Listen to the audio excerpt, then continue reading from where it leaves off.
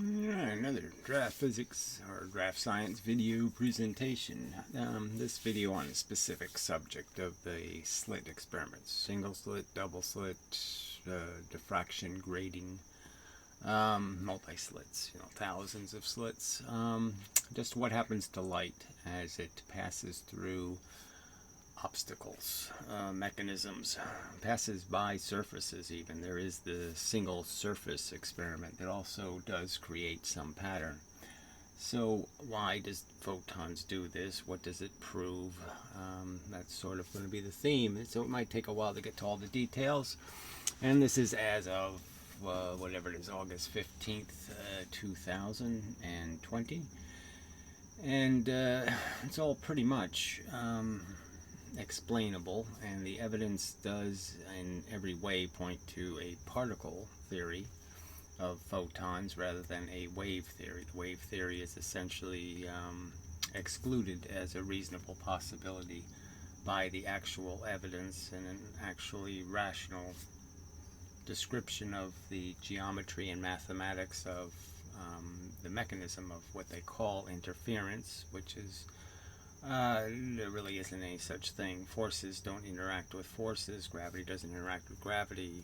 Charge doesn't interact with charge, in the sense that the charge has to go to a piece of matter, has to interact with matter to have a consequence, and likewise for magnetism and every other thing. None of these forces have any ability to interact with each other. They can only interact with matter. Anyway, that's the elemental facts. And it just makes this whole idea that a force interferes with a force or something is kind of unrealistic. So, as is necessary, Google is evil. Just point that out because it, blocks content it shouldn't be blocking. It censors and such. All right. So the competing theories are something like, there's this idea of a wave theory of light, and they draw it like this, like there's a magnetic component and an electric component, and it's really not very explained very well. And what it really comes down to is there's a pressure in two directions. You can compress something, you can make it smaller, you can make it wider, okay, that kind of idea. And we already know that photons really don't do that. Photons have one kind of action. They compress, they apply force, they apply a pressure. They never have a reverse photon. So you can't shoot photons at something and get photons to do two different kinds of things. They always do the same exact thing. And like in a photodetector or a photomultiplier, they're clearly pushing an electron. They're not pulling an electron somewhere, they're pushing an electron.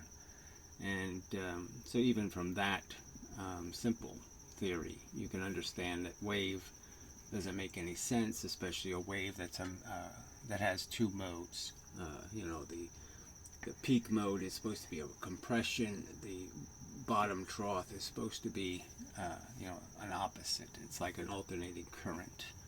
It's pushing and pulling, and there's no evidence that photons push and then have a pull mode. So it's kind of nonsensical to understand photons as doing that. Well, anyway, so they often think that, a photon, they don't really describe this wave, this peak-to-peak wavelength, lambda thing. They don't tell you how many of these photons do anything. They never describe what a photon is. Is a photon just one wavelength? Is a photon 7 wavelengths? What's a photon? They don't really tell you. They don't explain its polarization, which is thousands of atoms in polarization and in direction. So a photon essentially comes at you like a piece of paper. I should have a piece of paper. Oh, I can use this envelope. It comes at you like an envelope. It has a thickness in one dimension. It doesn't have any thickness in the other dimension. It has a length. But that's how it's traveling through space. It can travel this way or this way or this way, but that's what we sort of have deduced from polarizing films and other things, that there is something about photons as they leave and as they are received that has something to do with them having a bit of a shape. Now, this wave doesn't really explain how the wave has an envelope shape, has a shape that's very thin and long in one direction, or any of that. It doesn't provide any kind of explanation. Now, all the other electromagnetic radiation is antenna bound. So if you want to send radio waves, you need to do it with any kind of efficiency. You need an antenna that's as long as your wavelength, to be able to create any kind of really good transmission. And the same is true for light. It actually is an antenna in the atoms, so it's a tiny little antenna. But the idea is, as you send electricity through a mechanism, the electrons will move, and the atoms will change shape, and changing shape by the process of an electron moving. And as the electron moves, it actually affects the universe differently. Just as if I move towards the camera, more light's reflecting off me. If I move away from the camera, less light reflects off me. If I move fast enough, I disappear altogether. And the same theory would be for electrons in their positions, and so they're going to reflect to the universe more stuff or less stuff depending on which direction they're moving. And you can understand that if electricity is causing electrons to move away,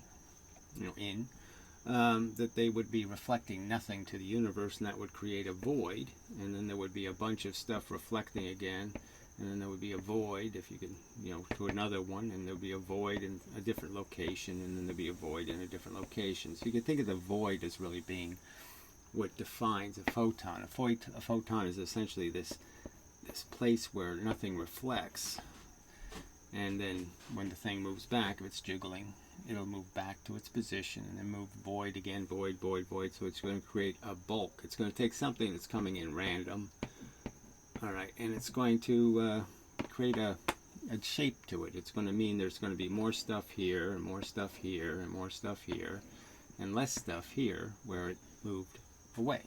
So as a photon moves towards, it makes more reflection. As it moves away, it makes less reflection, then more reflection, then less reflection. And obviously light travels at a speed, so you can understand that this would be happening in different stages. So in different places there would be a photon here, and then one here, and then one here, and then one here, and then one here, that kind of idea.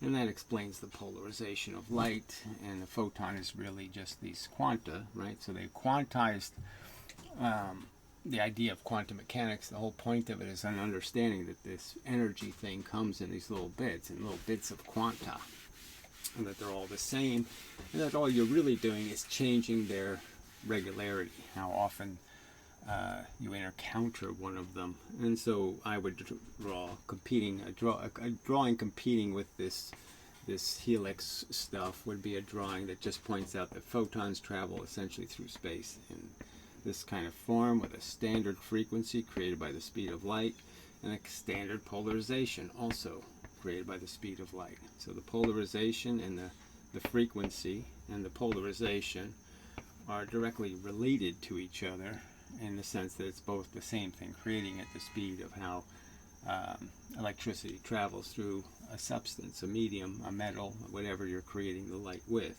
And so this would be your envelope, essentially, right? Your envelope is here, your photon shape. And what it is on the side is just you have more little bits here, and then more little bits here, and then more little bits here, and then more little bits here. And your photon is essentially made out of the fact that you created reflections at these different locations, and this is your photon. So your photon is really just made out of little bits. So you can just think of this as one quanta. It could be more, but let's think of it as one. And so this is a photon. It's a sequence of quanta moving the speed of light, okay, as fast as anything can move, a force, essentially, the speed of force. And that's how it travels through space. And what it's basically going to do, as we kind of know from the photomultiplier, is that this thing that hits a location, what it's basically doing is going to tip an electron out of its position. So it's going to hit the electron, which means the electron is going to move this way. That means that it's not going to be reflecting light back. So any energy that hits it this way, it can't reflect off of it. and not until it moves back this way, then everything that it didn't reflect off it before now gets reflected as a bulk. And the idea, though, to see this event, the real idea to see it, is that you have to knock this electron for the photoelectric effect to get electricity out of it. You have to hit this electron when it's still over here, so you can't allow it to go back, okay, to its original position before you hit it again. And that's why blue light will create electricity, will create a current, and red light won't. It's because red light's hitting too slowly. Red light frequency is this, blue light frequency is this. So obviously this quicker hitting means it can hit the electron a second time before it's moved back. Maybe it takes 3 of them. So maybe it takes 3 hits to knock the electron. It doesn't really matter. 2, 3, 4, whatever the standard is. Obviously the high frequency thing has a chance of doing that. The low frequency, I mean the wider frequency, the red light doesn't, because it keeps letting the electron move back before it hits it again, so it can't kick it out of its orbit, so to speak. It can't create escape velocity. So that explains the photoelectric effect. So my argument is that this drawing is just made up. There's no way to even make sense of it. A wave traveling like an envelope, it just doesn't make any sense. It doesn't even make sense to call it a wave. It's not spreading. It's not doing any of the things it needs to do. And that the real mechanism isn't a photon, isn't some blob traveling through space. No, it's clearly a frequency, and so you have to have at least 2 of them to be creating a frequency. There has to be 2, and so you can have 3 or 4, it doesn't matter, but that's the frequency, is quantum moving through space, and the more out of alignment they are is their polarization, and that explains what a photon is. So the simple argument in the slit experiment, sorry I have to do all this premise work, but you really have to, because people don't understand any of this stuff, and they make all kind of confusing statements about what is being argued. So they say, okay, often and repeatedly and all the time and forever, all of them, that the slit experiments somehow demonstrate that light must be a wave. Not that it could be a wave. They say it must be, that a particle theory can't explain the phenomenon, and it's impossible, and it must be. And so they first off decide that photons are these gigantic objects that somehow go, that do this somehow. Okay, they're creating some kind of this, whatever that is. When clearly, no, they're like envelopes. They're little thin things, and yes, they can have a polarization. It's not outrageously huge, though. But anyway, and they come into a slit, and then they're going to do something that's going to create a pattern. So in the single slit, the pattern is going to be basically a big maxima, and then nodes on either side. They're get smaller, and that's the basic pattern. So you have a double thing here, at least 2x, maybe more. And then you have these bright spots, and you have dark spots in between. Now, they're all proportional, which means that obviously projecting this on a screen doesn't do much. Well, the point would be is that what they're basically theorizing is that there's 2 waves that pop out of this thing somehow by some magic called Huygens, which doesn't really explain it, but anyway, let's just say they say it turns into 2 waves. Mysterious reasons, really, and that these 2 waves overlap each other and end up creating this pattern through destructive and constructive interaction. That is, where peaks meet peaks and troughs meet troughs, and then peaks meet troughs. There's a dead end space. So where a peak meets a trough, okay, in the wave, the bottom of the wave meets something, a wave going up. When that happens, there's nothing. And then when 2 peaks are on top of each other, something happens. And then when 2 troughs are on top of each other, something happens.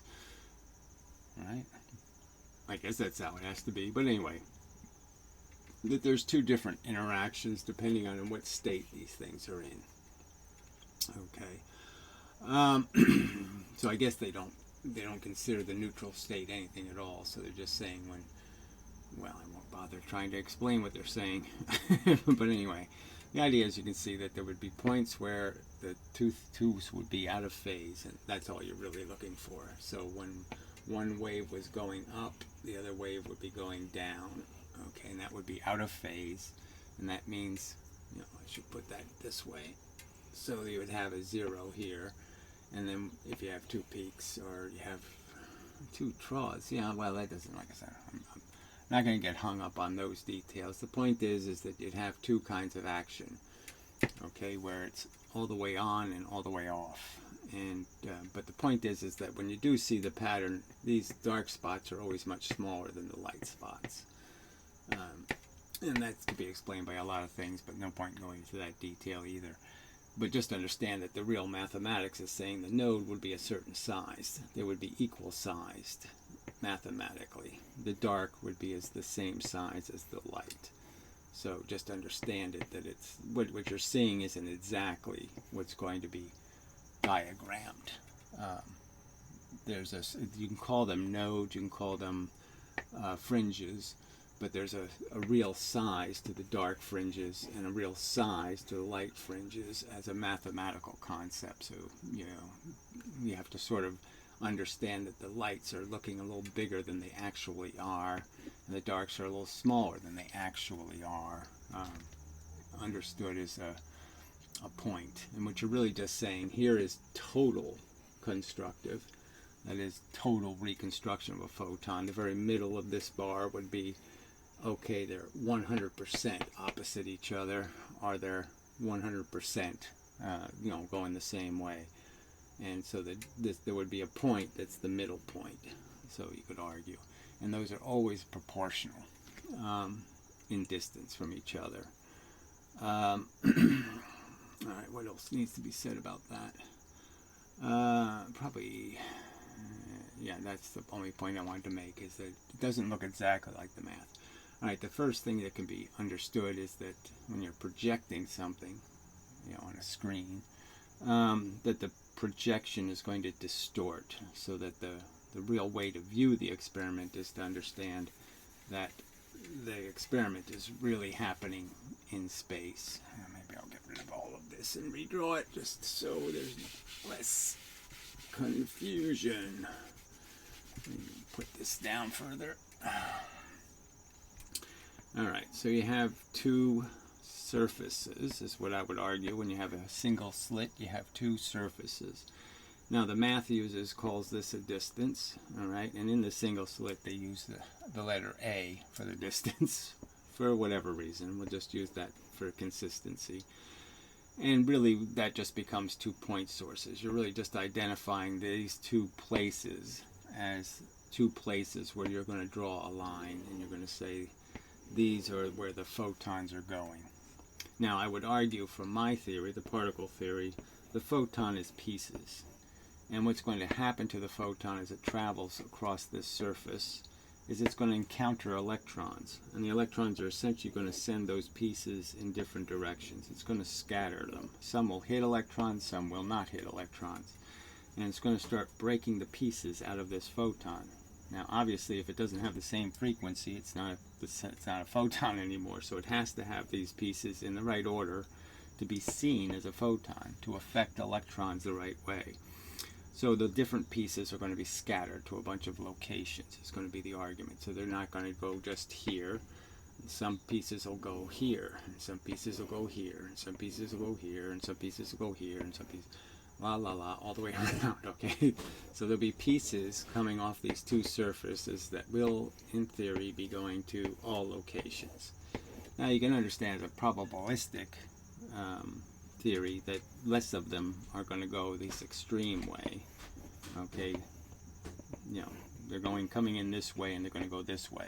Very few will do that. Most of them, it'll be some sort of shared momentum, you know, and the result will be some less dramatically bent angle. So the pattern will, by particle theory, it should get brighter in the center and less bright as you go further away, which it does, which makes perfectly good sense. This is less probable than this and this.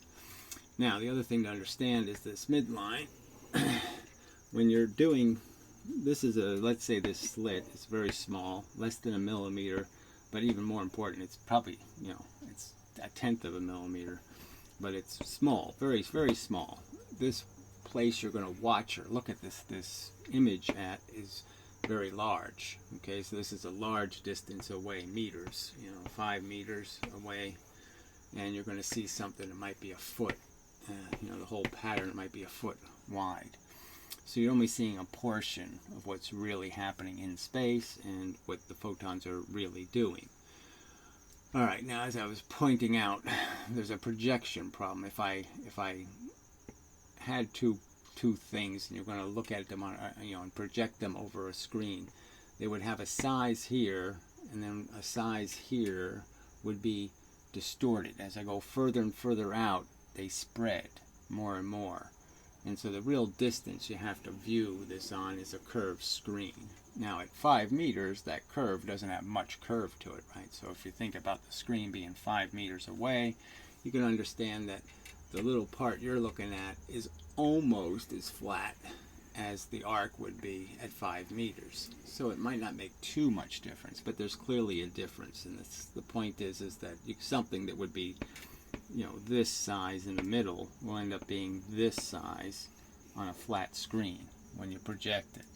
You're going to make this little, the thing that should be all the same size, you're going to make them get bigger and bigger and bigger and bigger as you go across, and so you're not going to get a real, you're not going to get a good image. You're going to get a very distorted image.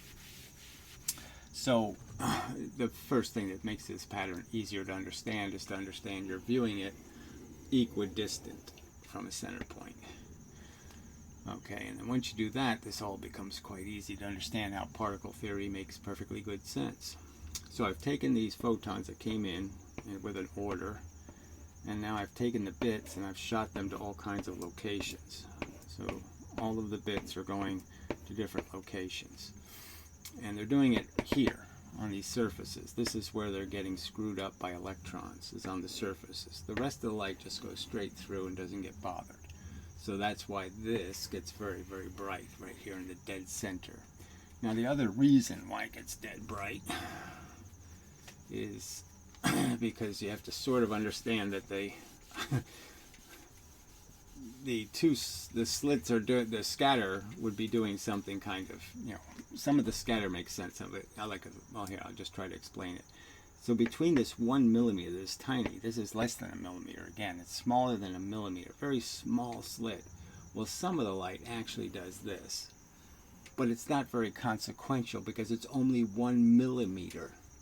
All right, so now we have this, you know, we now understand that we're viewing this where we're looking at 5 meters away, and we're going to be looking at a scatter pattern, a diffraction pattern.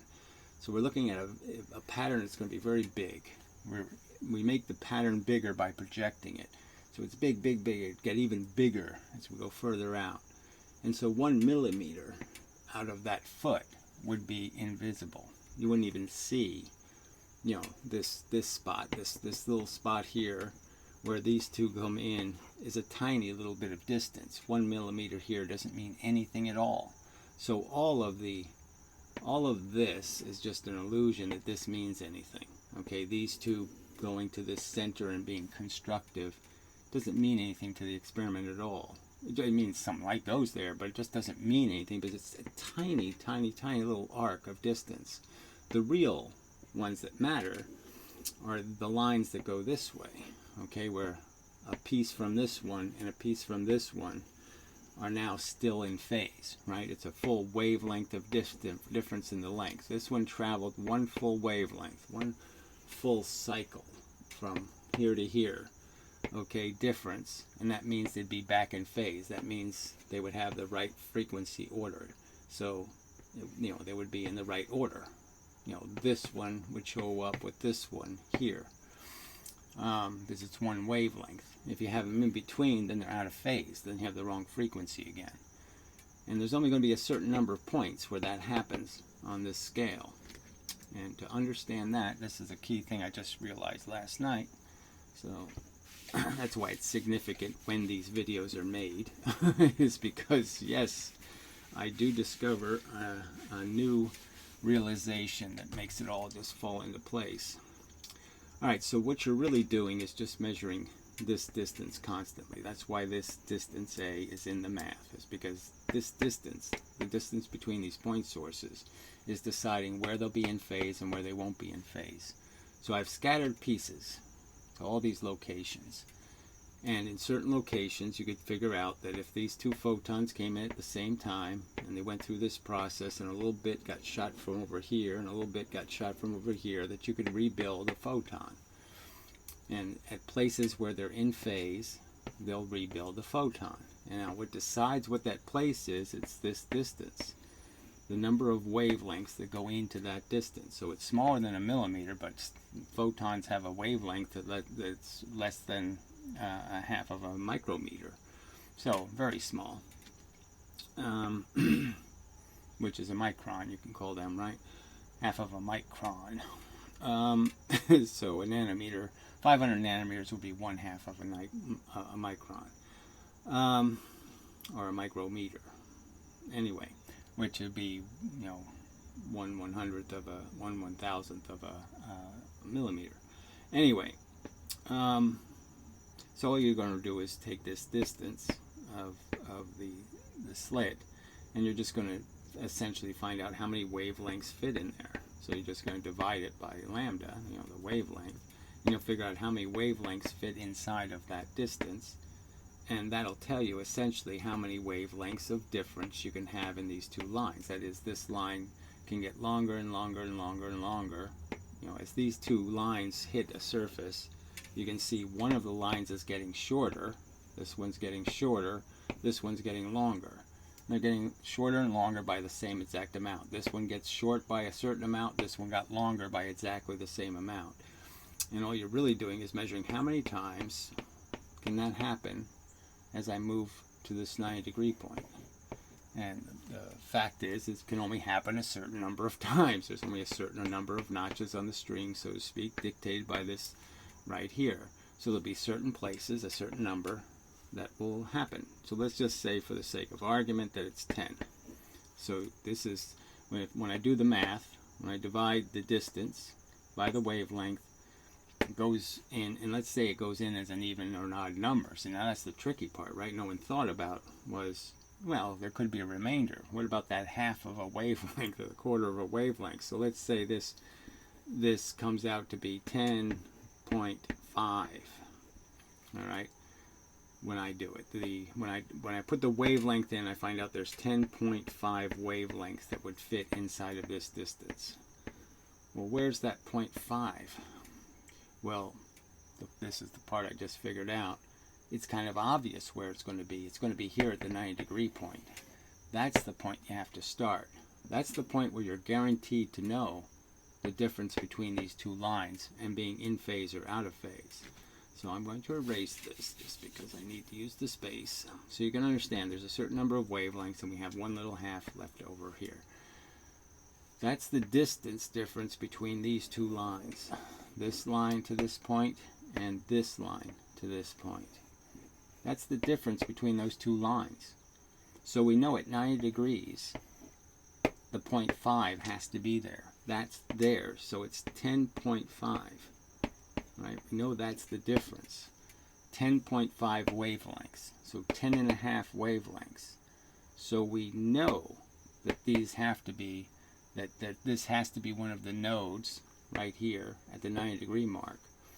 There has to be a half a bar here, right? So the 90 degrees has to be halfway through a bar. We know it. It's a fact. Definite. Can't be anything else. Has to be half through a, and because it's a 0.5, that means it's going to be destructive. And so this is right through the middle of a, let's put an X in it when it's a dark. And so I know the next bar is going to be a light. Okay, so we won't put an X in it, and then we know that it's going to be another dark bar, and they're all going to be the same size, and then there's going to be a light bar, and then there's going to be another dark bar, right? And we know, their sizes. And so in the center is where all the remainders switch back and forth.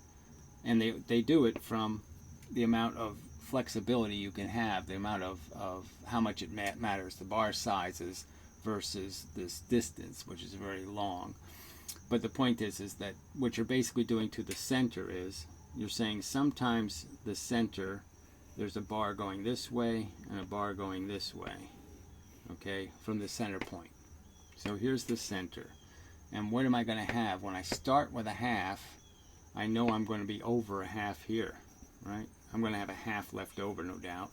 And that half is going to say be half over this bar, and so there'll be a bar this way. And then the other side's going to be doing exactly the same thing. So its bar is going to be half over this bar, and that's why I'm going to get a center that's going to vary.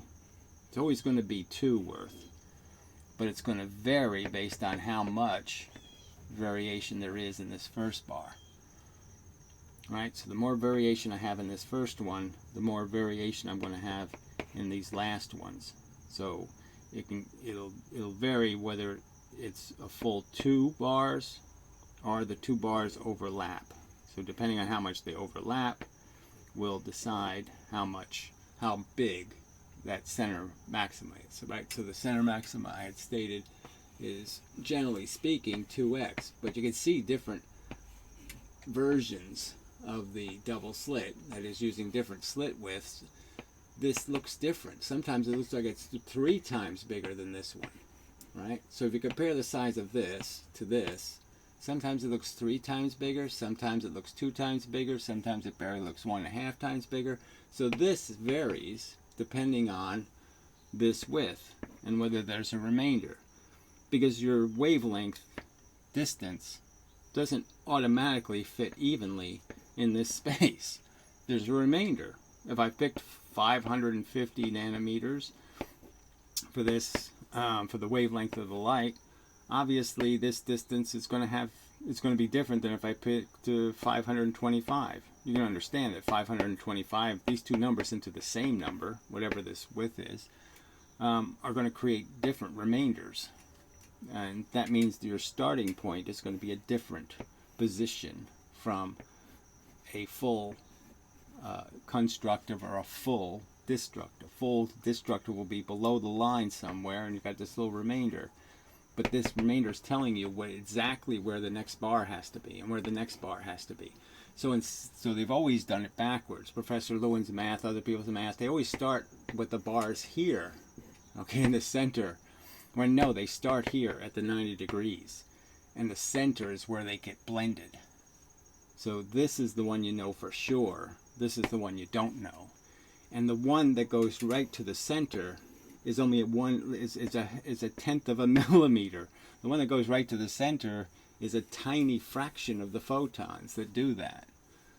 So that, it's not like it's not a tiny fraction of the photons, it's a tiny amount of distance. And that's why the centers are always very, very bright. They're almost too bright. They'll ruin the image sometimes because it's so much brighter right there in the center that it screws up everything else in terms of being able to see it, because this is way over bright. Well, that's just this stuff, but this stuff doesn't have anything to do with where the scatter is actually going to all these places, and whether you're doing the constructive and destructive. And what's really going to decide the pattern is this. All right, so to make this more visible, we will move to the double slit, and you'll get a better idea of the geometry. Now let's understand that you have radar experiments and radio wave experiments where they try to say waves are doing the same thing.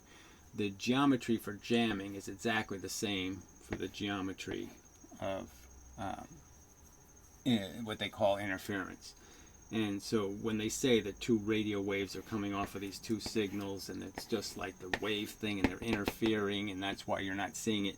No, you're not seeing it is because it's the same geometry. You're sending 2 out of phase signals at the same frequency. And when you send 2 signals that are at the same frequency out of phase, the radio receiver can't receive it. It doesn't work anymore. The receiver breaks.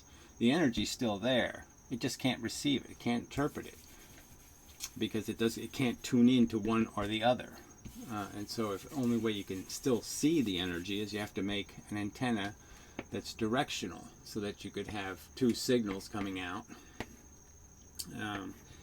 And what you would be doing is turn your antenna so you see one signal, and then you'll say, yes, that signal's getting here.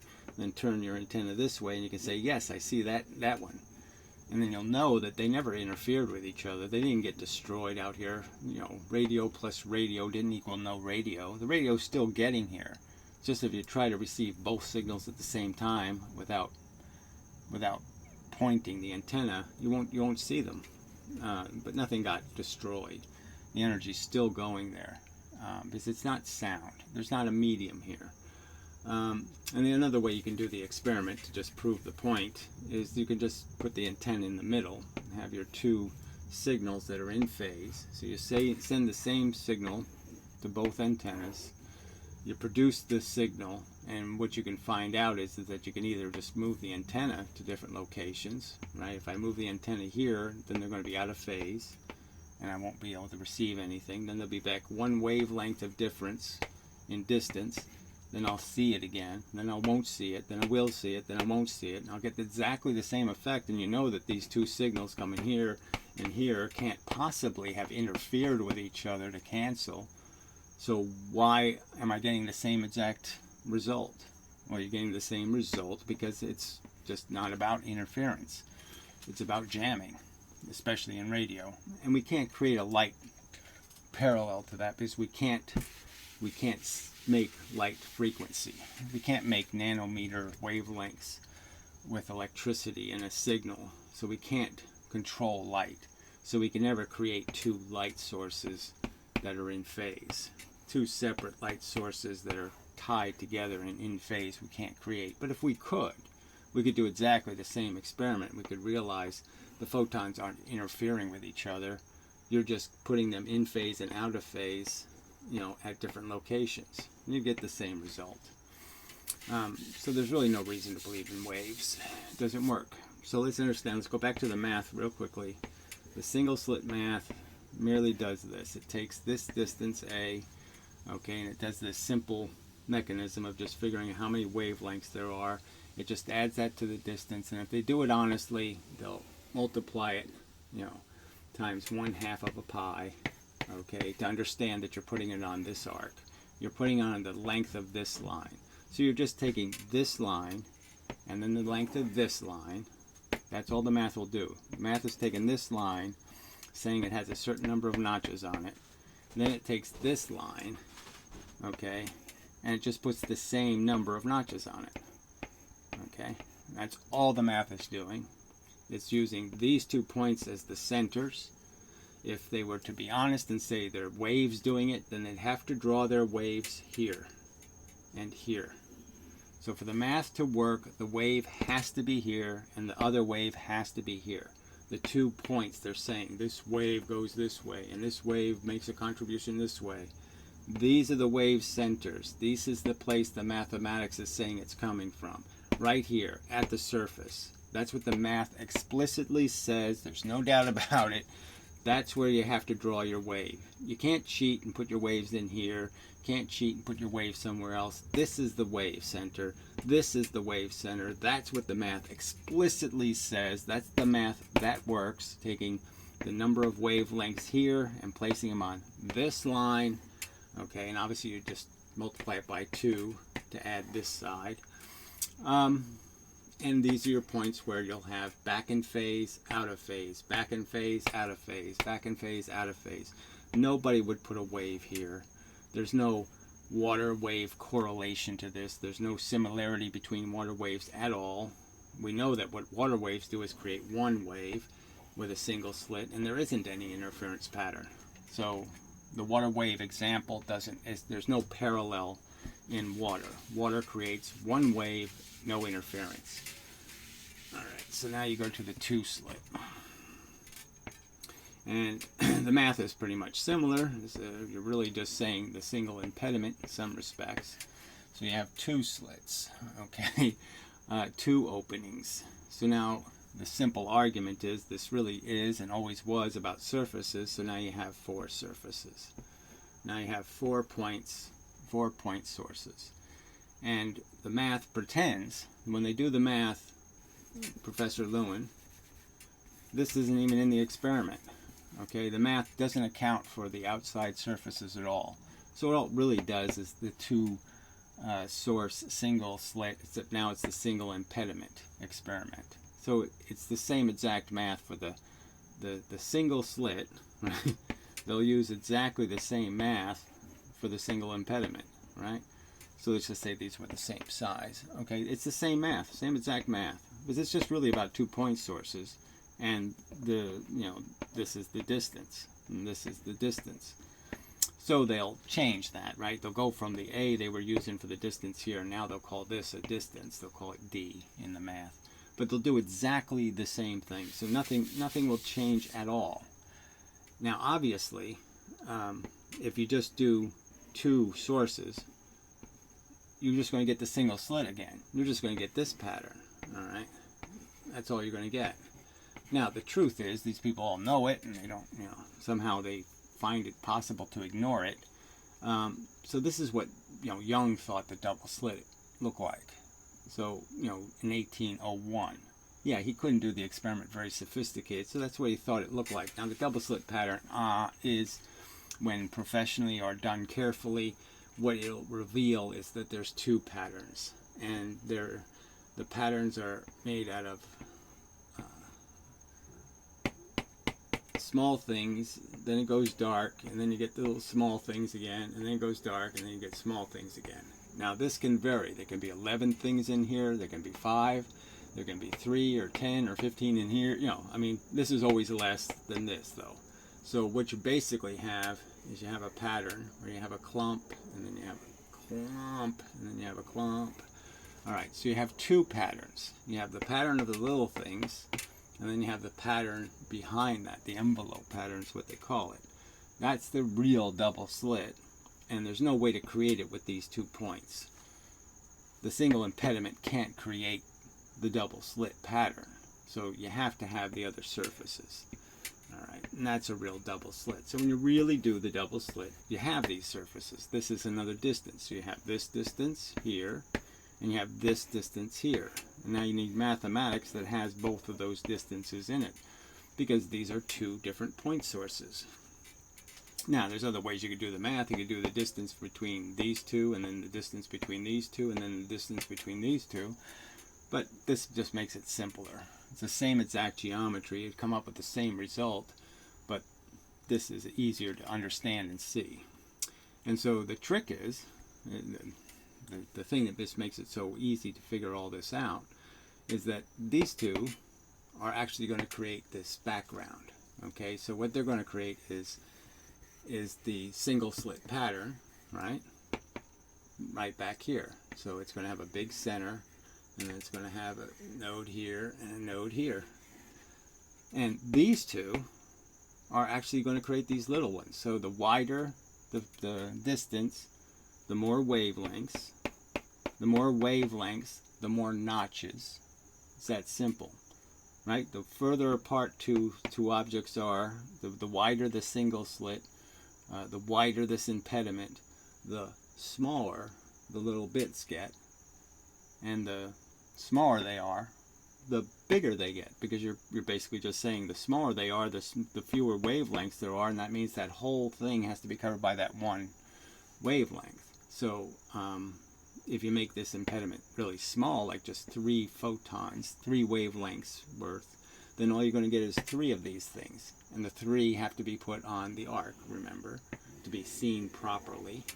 And so obviously the 3 things would just be 3 giant things, so it'd be really big. But if I make the slit wide, then I can have 30 places where there's 2.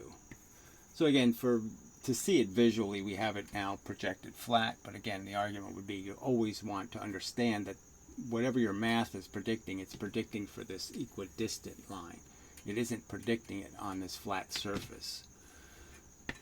And so you need to understand that.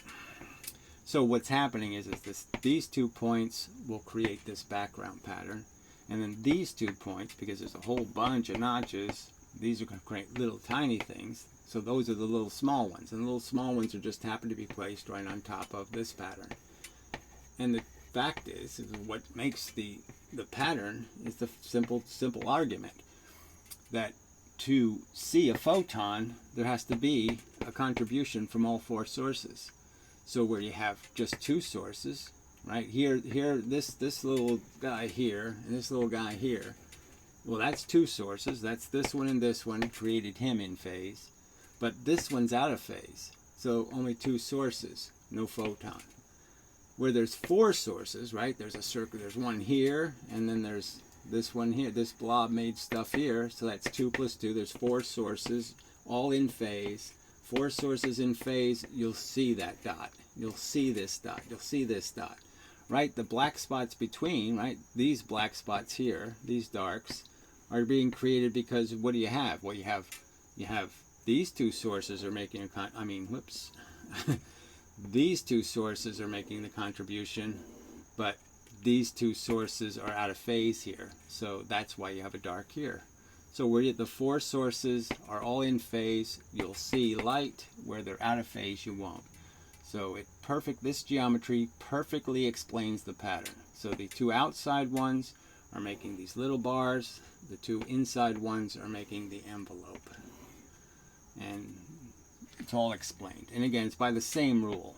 Okay, these line differences are what's really creating the pattern, and so you understand that it starts here though.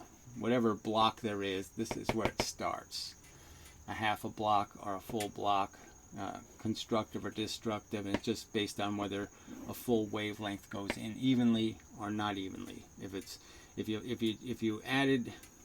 you took this distance and you found that the wavelength goes in and you get like 10.5, well, the 0.5 means that's exactly a half, that's exactly out of phase. That's a half of a wavelength remainder. So you're starting at a perfect deconstruction.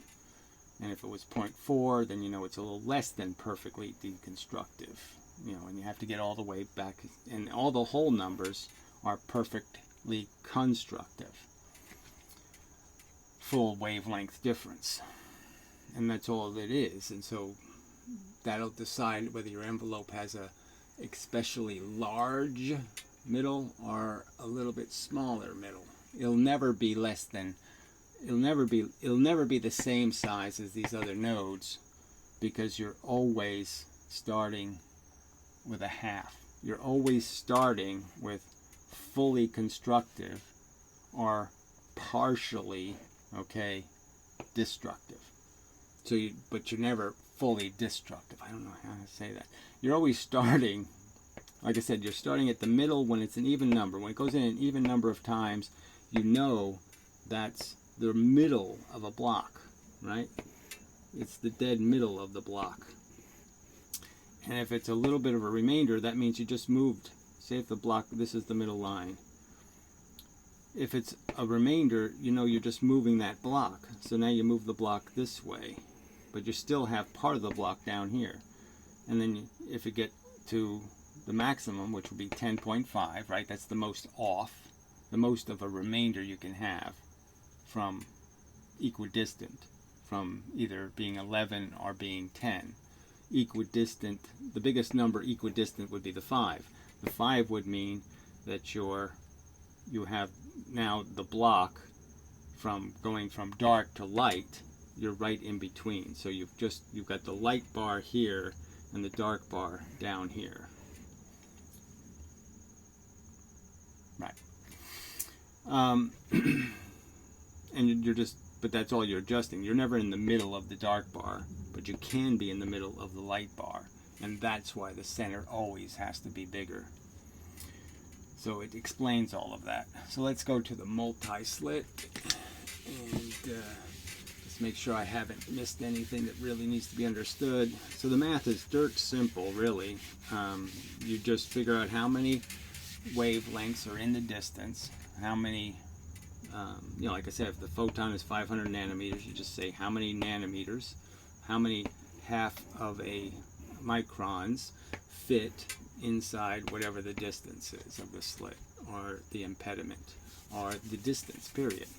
Now, so the gratings have a bunch of slits. So, you know, you could draw it like that. I mean, it's a bunch of lines, a bunch of grooves, a bunch of different ways of saying I'm creating points where there'll be scatter. And that's all you're really saying. I'm creating a point where there'll be scatter. Electrons will scatter the photons. Alright, so the multi-slit, you could just draw it as 3 slits or 4 slits, so I'll just draw it as, you know, 3 or 4 slits. Okay, and so what you're changing with the math now is that you have still these 2 points. Okay, this is your first slit. This is your first set. So you just want to find a way of accounting for each point source. And the easiest way to account for each point source geometrically is to just start in the middle and say these are 2. And then just say these are 2. And then just say these are 2. And then these are 2. Okay, and these are 2. And those distances are going to have some proportionality. But what they're basically saying to you is these first 2 are going to create a big blob, right? Because it's a very small distance. Then this bigger distance is going to create a blob much smaller than that. So it could be half of that size. Alright, and so and again, it doesn't start in the middle. So you have to understand it's always going to start at the side. So where exactly this is positioned is going to change with the exactness of the distance. But I just want you to understand the size change. And now you're going to do these 2. What size block are these 2 going to create? And it's going to create a little smaller block, right? Even smaller. And those blocks will line up in some other way, all right? And then what's this one going to create? This distance here, you know, further out. Well, I guess I could just pretend there's another distance out here. All right, and so that's going to create even smaller bar, right? Even a littler one. And so you can kind of see this just creates a pyramid in the center. Clearly they'd all be in phase at this little millimeter point, right? Which, well, the size of your grating and how big your laser beam is going into it, of course, will decide how big that space will be. But obviously this won't be bright, okay? And then as you go through this, you're obviously just saying how many places on these lines. So I got all these little blocks, right? So let's put all these little ones in just for you get the sake of it. And so you're really just saying where are points where there's enough of these blocks, okay, to be exactly lined up. So I'll get a light. And the point is that this pattern, where they're all on top of each other, will repeat, okay, as you go out. And there'll be certain places where it ends up because they're all sort of resident to each other. And so there'll be a certain place where, yeah, this one, and then this one's stacked right on top of it, and this one's right on top of it, and this one's right on top of it. And right next to there is going to be even close, you know, so there'll be light there too. So that's why you get, you know, a thing of a size. It's not just one tiny little point that, you know, the light goes to. It's just that they're pretty close in all of those locations. So you just go, you know, a meter away and you repeat the same pattern. Okay, and it's easy to repeat when you have the bottom one, right? So obviously that's going to be a big help, is having the bottom one and then the next one, the next one, next one, next one. But that's all you're really doing. You're just saying, I'm just going to keep repeating that pattern. Now obviously each one of these single slits is creating this bottom piece, because you could argue that each slit is a single slit. Each impediment is a single. The closeness thing happens a lot more often than the farness thing, right? You can sort of understand that, right? Being far away from each other, it's easy to be closer to each other. So there's lots of slits that will make contributions, okay, from really close to each other, and very few that can make contributions from a great distance. So I don't know exactly how to explain that. But obviously the reason why you're going to see the photon will be because the brights will be, these big patterns will be on top of each other, or very close to each other. So all of these slits will be contributing, making bottoms, and you can sort of understand that even though they're away from each other, they're not very far away from each other, because the whole width of the beam is only 1 millimeter, 3 millimeters. So it's a very small beam. They're very kind of close to each other. They're all going to be sending light to almost the same location. And so the bottom of the pyramid is going to be a lot of photons, and this will be a little less, and this will be a little less, but it works from the bottom up. And the point is there's a place where you're going to start lining all those up again, and that's where you get another bright spot, and then you get another bright spot over here, another bright spot over here. And the reason why some of these, like say if I do a certain number of slits, 4, and then I do 5, and then I do 6, I'll end up killing the 6th one. Or if I do 6, I'll kill the 5th. If I do 7, I'll kill the 6th. And one of them will be out of phase because they just won't line up. Just because of the, whatever you call that. It's not resident, but the pattern won't repeat in that spot because it just doesn't cycle in that spot. And so instead of getting the number of photons you need, you get a few less, and that ends up being not a bright. So there is a secondary pattern built into it, but the secondary pattern is merely a consequence of the fact that just like red light and blue light, I can draw, where's my thing? Oh, here it is. So you can sort of understand where that can happen, where they line up and then they don't line up. So it's like with red and blue spectrum lines. The red is whatever it is, 400 you could say, and then you take the blue and it's a number like 300, and you can understand that, well, 4 times 3 is 12, and 3 times 4 is 12. So at one location, the red spectrum line would be here, and the blue spectrum line is here, let's say. And then, and the next spot they're here and here, and the next spot they're here and here. And then the next one, they line right up on top of each other. Right, you can see that, right? So 3 of one equals 4 of the other, kind of a thing, right? So you can sort of understand that that's how they can end up lining up with each other. Well, I guess it would be drawn as, well, it's close enough. I did 4 instead of 3, multiple of 3, but you get the idea that they would just get out of bounds, out, more further away from each other, and then all of a sudden they'd be right on top of each other. And so there would be a symmetry, and that would just keep repeating, where you'd end up with a multiple where the two numbers, end up creating the same product based on how many there are. And that same argument is being made for why you have in the multiple slit pattern, you end up with just balls of light at a distance from each other, and the distance starts getting very wide, very far apart, like a foot apart and 2 feet apart, that kind of thing, very far apart. All right, so let's see, is there anything else to point out? So there's all kinds of different ways you could illustrate the experiment. You could just, this idea of just using a string and tie it to the 2 point sources, and then you just move the string. Now you could understand that the center one is going to, I won't even bother because it's a problem with the math. It's not really the point of the strings changing. But you can just understand that if I move the string, if I move this point that's on this tied to these 2 strings, that I have to make one string longer the same amount I make the other string shorter.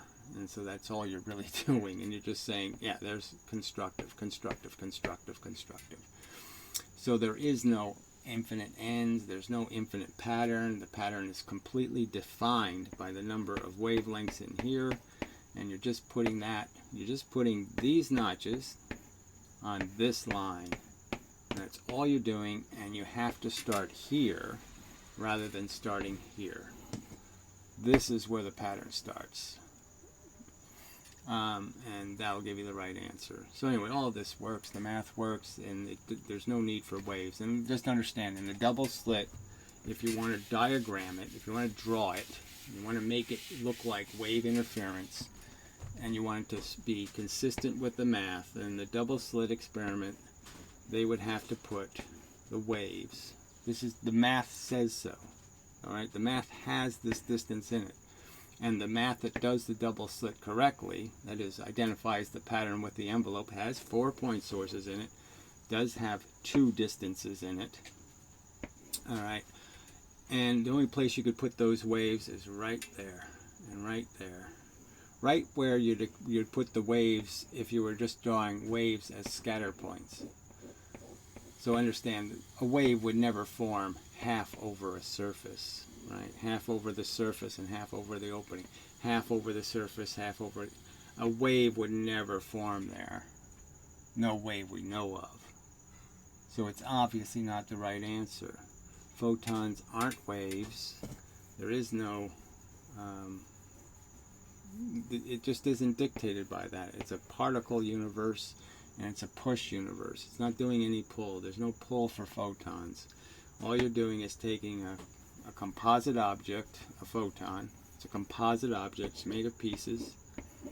You're taking that composite object and you're breaking it, scattering it, and half the locations you'll put you'll put them back in phase by accident. They'll be back in phase by accident, back in phase, back in phase. And half the locations, they won't be in phase, and they won't be in phase, and they won't be in phase, and they won't be in phase. So all the energy, you're clearly only remaking half the photons. Half the energy that went in is destroyed in the sense that you won't see it as photons. Now the trick would be is if they did the experiment in infrared, use a blue laser, create your pattern, and then look at the surface, a black surface in infrared, they might be able to see the heat. So they might be able to see these photons that are now invisible because they would still be radiating heat when they hit the surface. So you would see just a consistent glow across the screen in infrared. If you look at it with a heat camera, you'll see that there is no pattern. That just as much energy hits here as hits here. It's just that the bits are in a form that you can't see as photons because they're out of phase. But the energy is still there. Just like in the microwave experiment, when you have two dishes and you're shooting microwaves out, microwaves hit the entire surface. The same amount of microwaves hits every single place on the surface.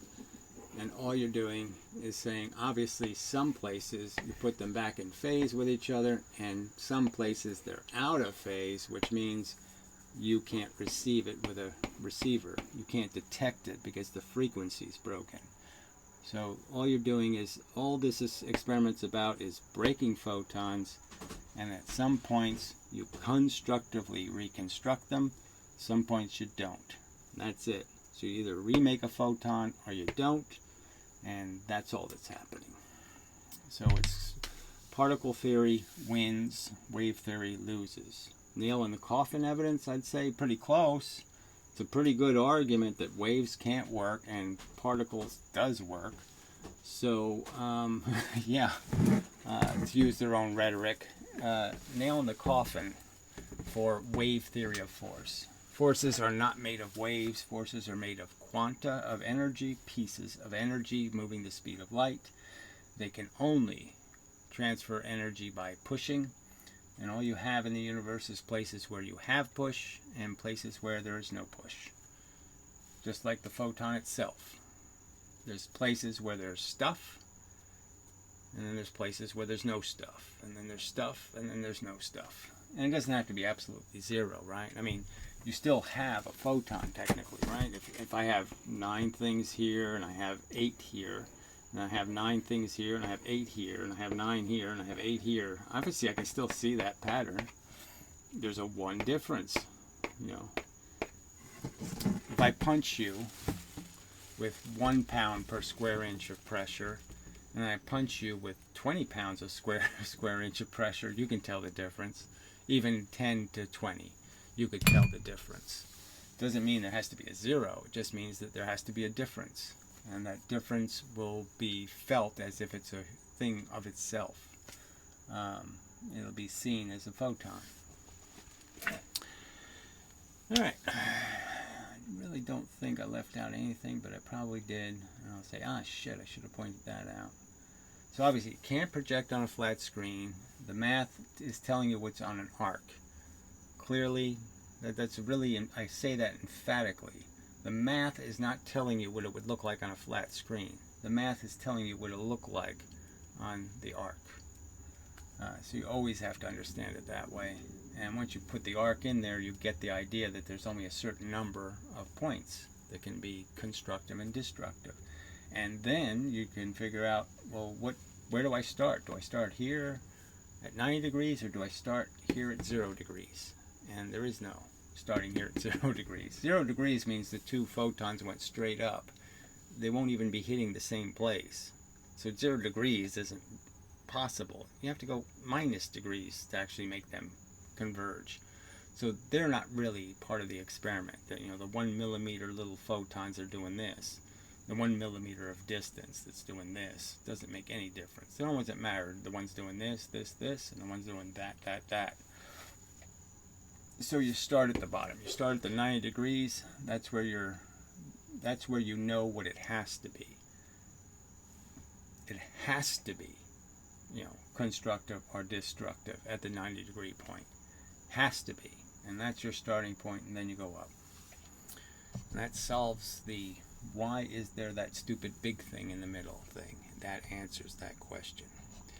So we've pretty much pointed out everything you need to know, and I don't think there's any kind of rational argument how particle theory can't work. You can't use that argument anymore. I think I've dramatically and clearly shown particle theory does work. It does have an answer. It does have a mechanism. It does have a theory that satisfies all the conditions of the experiment. Now, you still want to believe in a wave. My only argument to you is, well, your math doesn't think so. Your math has the surfaces as the point sources, as the wave centers. So you have to explain how the center of your wave is happening on the surface. And you really can't. Okay, so you're done. Wave theory is dead. For a smart, reasonable person, that God has to die. It just can't work. It's not viable. I've debunked your Gremlin wave. It's over. Okay? They really can't. They're really just